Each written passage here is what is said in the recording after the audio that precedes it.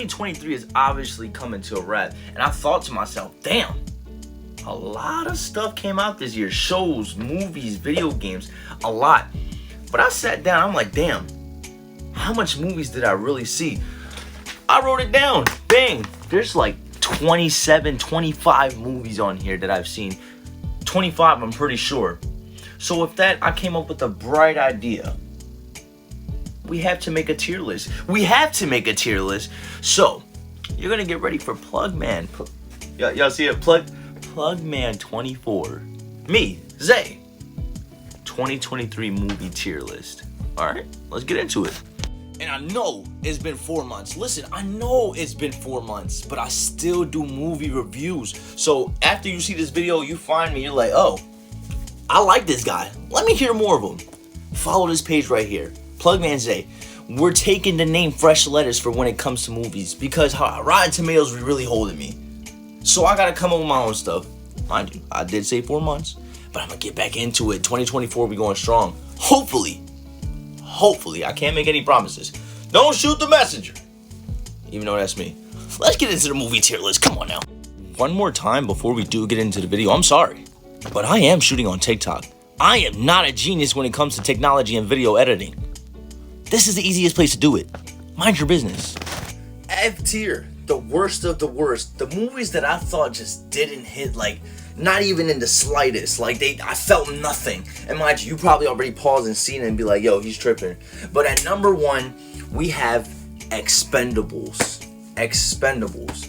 I've watched all three Expendables, and mind you, they're top A-list actors. Maybe S-tier actors too, of like the 80s, the 90s, just heavy action stars. And like I said, I've watched all three, and I liked all three.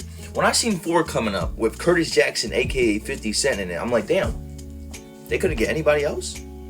But I'm like, okay, it's 50 Cent. I gotta cut him some slack. It's 50 Cent. It's 50. I knew they were all old going into it, so I'm like, okay, they're older. But I did not expect at this level, like at this time age, with 2023 coming up, like the movie would look that bad. And mind you, I want to say this. If you saw the movie, Jason Statham, that was his movie. It wasn't even Expendables. Like, it was Jason Statham featuring the cast of Expendables. That's what I felt like it was like. But from like the low budget Ugandan looking clips to the one-liners that I know they're supposed to have, but they don't get any better. They don't get any better. And the fact that we had stakes, mind you. Barney died. The leader of the group died just for him to come back at the end. Man, next we have Evil Dead Rising. And I do want to put a disclaimer here. I don't watch horror movies.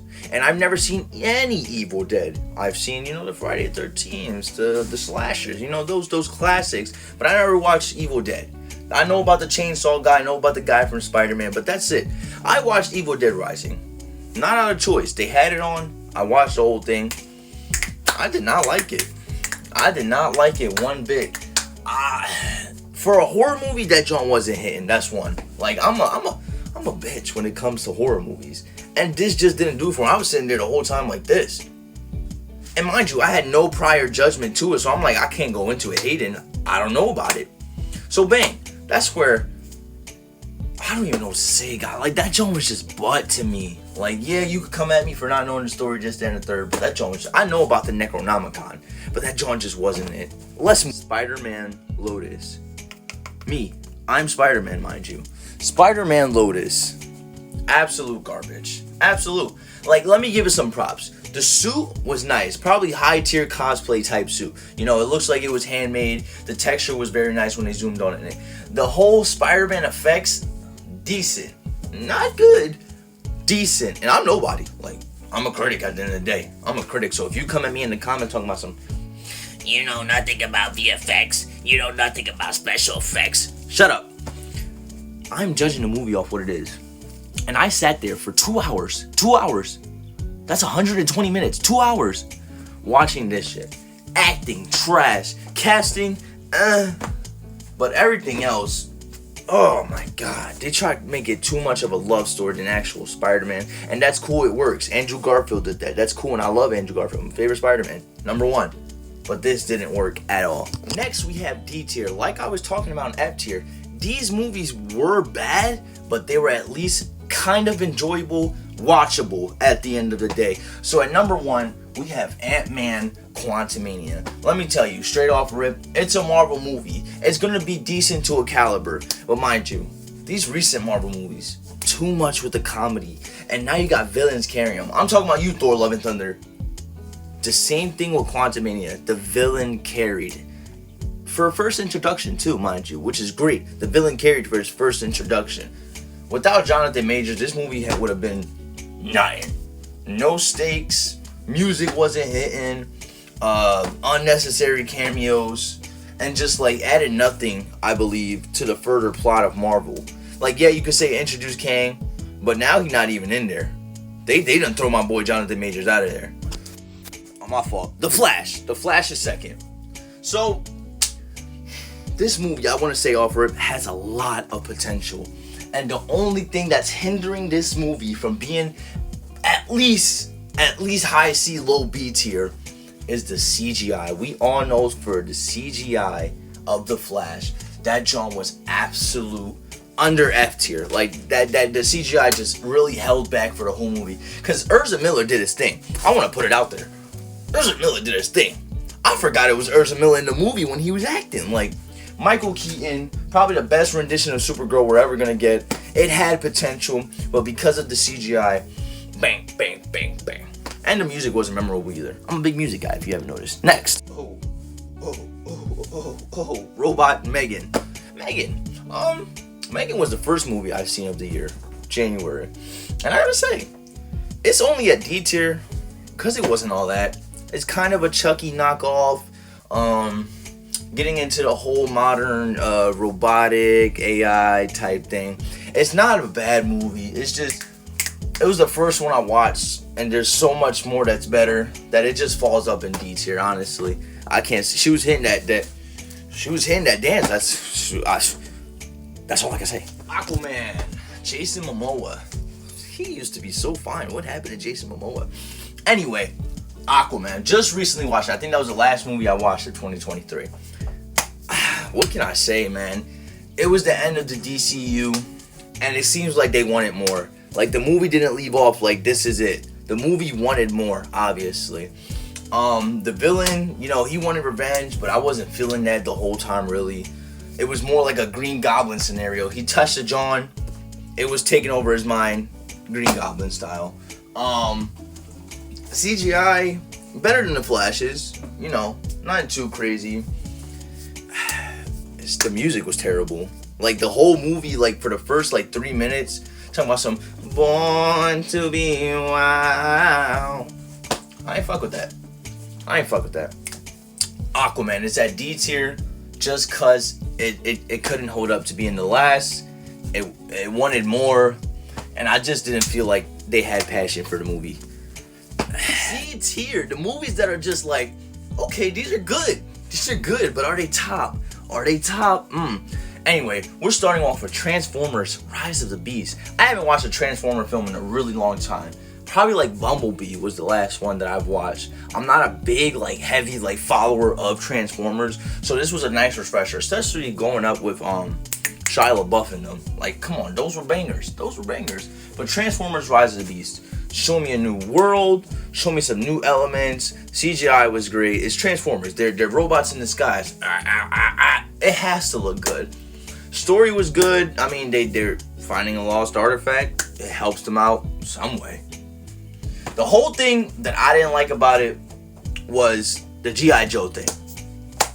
I don't care for G.I. Joe. Nobody cares for G.I. Joe. Stop trying to bring G.I. Joe back. G.I. Joe's ass. G.I. Jane is off. It's just off. Stop using the clout from the Transformers that we know can hit.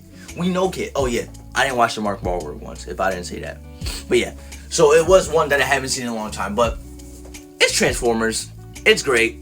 I'm not a big fan, so I can't say anything more about it. Five Nights at Freddy's, that's where I wanna be. Five Nights at Freddy's. Anyway, I didn't grow up playing the games. I did not grow up playing the games at all. I knew about them. That's what got me into Dashy. He played Five Nights at Freddy. I was a kid. It was hilarious. But I did not play the games. But I will say this. Before y'all get in the comments and be like, if you never played the games, you can never truly know the world of FNAF. Bro, although you're right, I don't care. I watched a 6-hour lore video about FNAF, Five Nights at Freddy's, whatever you want to say. 6 hours. So I feel like I had the right to not only watch the movie in theaters, mind you, I do have Peacock. I could have watched it on Peacock, but I went to the theaters. But I feel like I have the right to speak on the movie. So Five Nights at Freddy's, down to the animatronics was great. The music was great.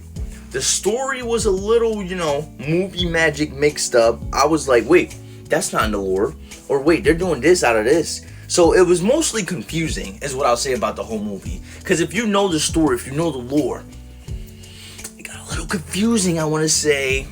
But I heard there's wait for trilogy. So this is just the first one. This is why I want to put it at C tier. And when the whole trilogy releases, shoot, it might just be up there. But with, Gran Turismo. We talking about some racing now. Gran Turismo. Now mind you, only racing movies I've ever seen was Cars. Come on now. Cars. Life is a highway. No. Anyway, I don't play Forza. I don't play whatever other racing game is out there. I'll be seeing the people, Anyway, we talking about the movie. This was the first 4D movie I've ever seen. So I feel like C tier is very great for it. Off the experience alone. One, it's based off a true story, which I did not know, so I learned something. Boom, C tier alone too. Had great actors. David Harbour did his thing. There was emotional stake.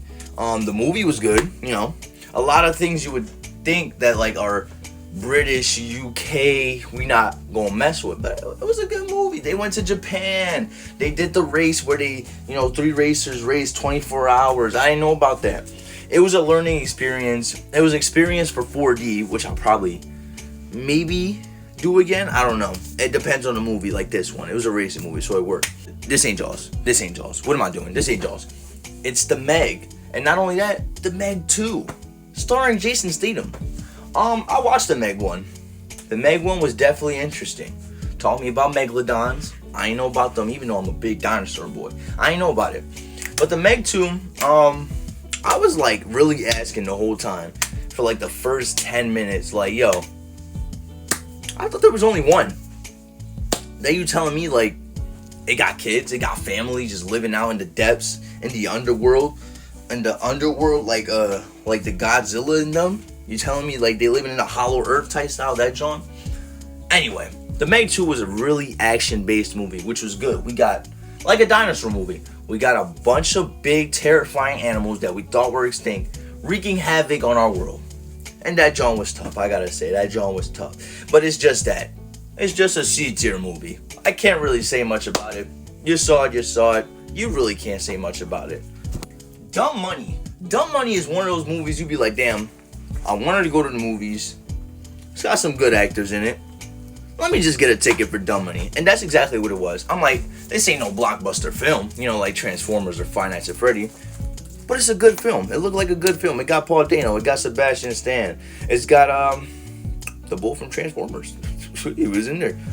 But it's based on a true story. Like I said, I really like my based on true stories. Who really don't? You'd be like, based on a true story. You'd be like, oh, okay, that's got to be interesting, right? It actually happened. So anyway, Paul Dano did his thing. It was about this real life situation where this guy, he was I think it was stocks. He did some stocks and he made some big money off it. Had a little cult following off of it, and they started making money off of it. Some companies went bankrupt. The government got involved.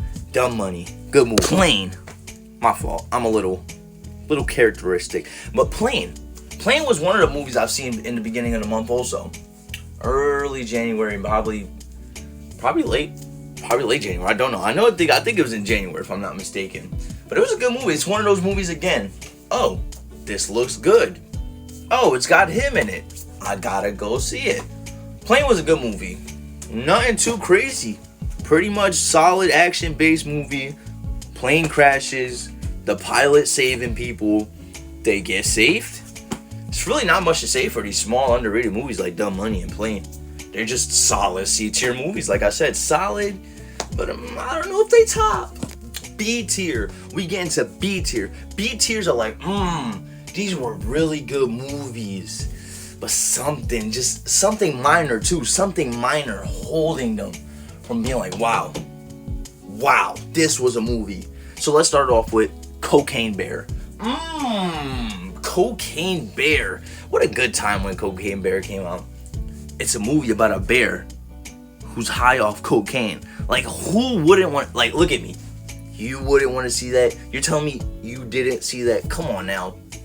That's all I can say for it. It's about a bear that takes cocaine and starts killing people. I feel like if it wasn't just that, like, if it just needed something more to make it A tier, it was a good movie. It was funny. Come on now. Bang, bang, bang. Who's in the cabin? My fault. Knock at the Cabin. This is a movie that really has potential to be a high A. Like a really high A. This is probably M. Night Shyamalan's, like, probably one of his best movies. I don't like him for what he did with The Last Airbender, but I'm learning to let it go. He got Glass, Unbreakable, and all that. You know, I'm learning to let it go. He got some bangers under his wing. But Knock at the Cabin. You know, Batista did his thing. You ain't know Batista was a wrestler. Now turned actor. Probably the best actor turned, you know what I'm trying to say. This song was good. It's talking about basically the end of the world based off the decisions you make. And, you know, it had a really strong message. You know, it did its thing. They were acting. The music was nice. The setting was like, wow, this is crazy, you know? Like, it's the end of the world. It's crazy. B tier, though. I'm sorry, B tier. Like, it has potential. Like, it really should be up there. It really should. Just for all the men out here that hate women. My fault. But the Marvels. A lot of people saying Marvel's falling off. I can't see that. Loki came out this year. If I was doing shows, Loki would have been like high A. Not even S tier. Probably would have been S tier. It's the best show to come out as far as Marvel got. But Marvel dropped the Marvels. A lot of people were hating on it. The same thing y'all did with Eternals. So I had to go see it. And the Marvel was really nice. Not only did it set up for 2 future projects at Marvel, but it was just nice seeing the character development, seeing them work as a team. These characters that you never think, these characters that you know should work as a team, finally work as a team. That genre was good. The CGI is Marvel. You know, they're really decent when it comes to CGI. There wasn't really that much bad parts that I could think of to like say out here. We got more Skrulls. It was a good movie, good Marvel movie. Hey, yeah, Blue Beetle. When you talk about Marvel, you gotta bring up DC. And Blue Beetle was the banger that DC had this year. Sorry, Aquaman, not really. Blue Beetle with the Latino representation just hitting so hard. You got George Lopez in there hitting so hard. You take a small underrated character that has really no movie or show presence whatsoever and put him on the big screen. Thank you for that, DC, because this movie hit from the music to the transformation / fight scenes. Everything hit pretty well. It's just, one, it did flop, but that's just because the lack of promotion due to the strike. I feel like if the strike wasn't going on, this one would have been at least a solid A. Because I liked the movie. I really did like the movie. I just don't know what's stopping it from being A. And that's just on me. Barbie just didn't speak to me. It's a great movie. It was freaking beautiful, honestly. And all the cameos and stuff in there, bro. That was a really well-made movie. It's just like, it didn't speak to me. I don't want to sound like a feminist or nothing, because I'm not. But it just didn't speak to me. I'm like, there's a nice message in here. Just don't relate to me. It's a good movie, though. I really could talk about it more. It's a good movie. Anyway, A-tier movies. Ooh, A-tier. Ooh. A-tier movies are the movies that could have been S-tier so easily if the movies that weren't in S tier were S tier. John Wick 4. Talk about the best, one of the best, maybe the best quadrilogy out there. Can I say that? Is that a thing? Quadrilogy? Anyway, dog, mind you, all this happened within like a span of a month, maybe 2 months that John Wick was on this killing crusade, all because not only did they kill his dog, but bro, y'all done like robbed him, beat him up all sorts of way, and he still lived through all that, and y'all just want to keep beefing with him. The Baba Yaga, the Boogeyman, like, who do y'all think y'all are? John Wick massacred damn near all of New York, fell off a building, been cut up, shot up, stabbed, kicked, punched. I'm telling you, this man like really endured everything and still came out on top. He got his way. He died in the end. Hopefully, because they talking about John Wick 5, and I'm not dealing with that right now. He really got everything he wanted in the end. He got his revenge. He got to live his life. He had his wife, his dog, and then he got to die in his own terms, being free. Free, John Wick, free. Creed 3, mind you, I walked out of there, I'm like, yo, if we including the Rocky series in this John, it's gotta be like top 3 in there, you know? It's gotta be. Creed 3 from Michael B. Jordan's directorial debut? Yeah, no. He hit that John, bro. He did. Like, from the music, from the storytelling, like, you really got two bitter rivals. One whose dream was stolen, one who made the dream. Just clashing, just to handle it out like men. An old-fashioned beef, just to handle it out like men. Because you took my dream, and you just went with it. Selfishness. It's the 7 deadly sins of man in a movie, a boxing movie, to the anime references, the movies. What more can I say? Creed 3 speaks for itself. I can't have John Wick in here without having Equalizer 3 to end off the trilogy. Bars. Anyway, Equalizer 3. I watched all 3. I even watched all 3 the day before just to get a recap.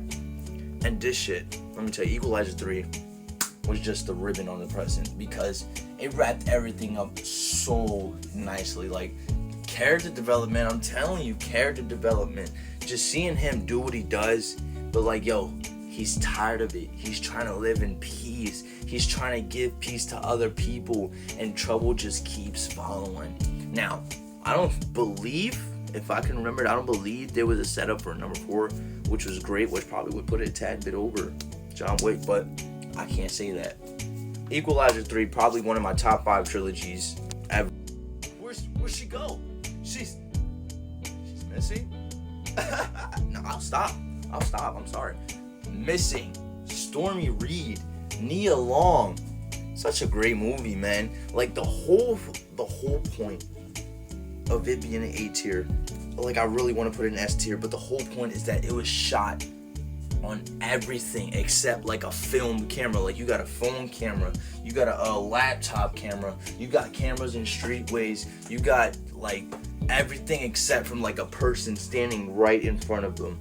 And that John was so hard. The twist got you. Like, she really was talking to boy in like Brazil or something, really trying to help like find her mom. That John was so tough, bro. Like, I can't speak on more because like that was like the main point I wanted to hit on. Stormy Reed, you did your thing. Nia Long, y'all could. Whoever the director for that movie, shout out to you.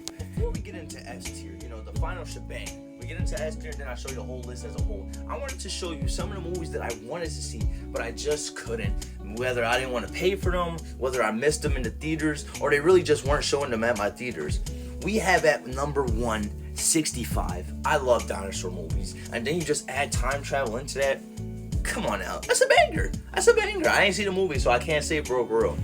Next, A Man Called Otto. Look how old Tom Hanks looking. Tom Hanks an OG. I had to see the movie, but I didn't. Next, George Foreman. Now, mind you, I have a little love for George Foreman. I did a project on him in school. I like the grills. He did his thing. His record talks, like, to the fact where he got a movie in this day and age. He's still a legend. And the fact that I didn't get to see the movie, I know that John was on Netflix. I just never watched it. Next up, The Pope's Exorcist. Come on now. Like, what happens when the holiest man probably in the world gets demonized, gets possessed, he needs to get exorcised? No Mob Psycho. Like, that whole scenario in a whole just sounds tough as a movie. I think that was on Netflix too, and I just didn't watch it. Next up, The Little Mermaid. Dog, for like 3 months straight, they were promoting that John in the theaters. I would sing it every time they put it up. No, I don't know the song offhand. I thought I did. Anyway, a part of the world. That John, right? Anyway, I wanted to watch it, especially since I followed the Baileys on like damn near everything. I wanted to see the movie. It was on Disney Plus. I just didn't see it. And what's that, Super Mario? That is Super Mario. Who don't like Super Mario? I quote him every day. Oh, woohoo! Yippee! Anyway, stuff like that. I just didn't see the movie. It was on Peacock. I got Peacock. Am I lazy? Is that what it is? If I don't see it in theaters, I'm not watching it. Damn. Some self-reflection. It's time for S tier though. S tier, S tier. Let's get into it, don't fear. S tier, the best of the best. Let's get ready to test the test. S tier, the very best of this year. Don't you fear. I might go ahead and pass a smear. My fault. Let me stop. Y'all not ready for that. Anyway, let's start it off right with Oppenheimer. Taking biography to a whole different level, dog. Autobiography, whatever you want to call it. Cillian Murphy did his thing. Let me paint a picture for you. I do this for everyone when I talk about this movie. I'm sitting down in a dark theater, low. I'm semi-low, mid-low. Darkness surrounds me. Nothing but that one scene where the bomb has to go off. Everything is riding on this moment, or it means death for everybody. Silence. The bomb goes off. The orange from the bomb flickering in my eyes. My eyes widen due to the darkness and the light contrasting. And then you hear the shrapnel slowly popping into your ear as sound emerges from the movie. Come on now, everyone acted in there. The movie song, that one song. Come on now, banger. Spider-Man made it twice.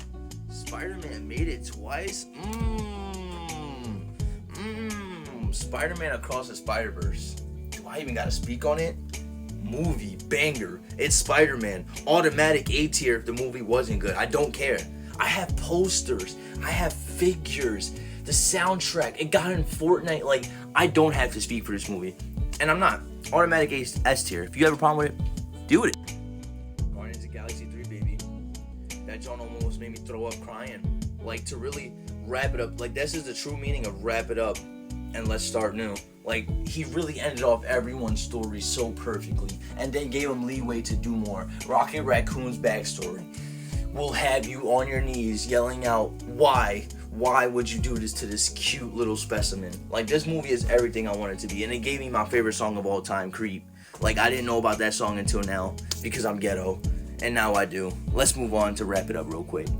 Ninja Turtles, Teenage Mutant Ninja Turtles. Dog, like, the fact that they're actually teenagers, like real looking modern teenagers, and they're just learning how to do all this stuff. They're just wanting to be normal, like, really hits. The animation style, Jackie Chan really doing his thing in this movie. The music, like, everything just hits so well. It's so, like, family friendly, but you feel it in your soul. It touches with your inner child, dog. I believe this movie embodies Ninja Turtles to the finest. Let me tell you that. But next, I'm a big Willy Wonka fan, and I will shit on Johnny Depp if I have to, but I like the movie too. But Gene Wilder's just hits so hard to home. It's one of my top 5 movies, probably top 10, I don't really know, but it's in there. And Timothée Chalamet did his thing in Wonka. I listen to the soundtrack now. I quote the movie sometimes. Such a great rendition. Honestly, number 2. To finally end it off, this is the tier list 2023. I know the video is a little inexperienced, a little not your taste, not a good quality, but this is the tier list. Pause if you want. I'll probably do one next year.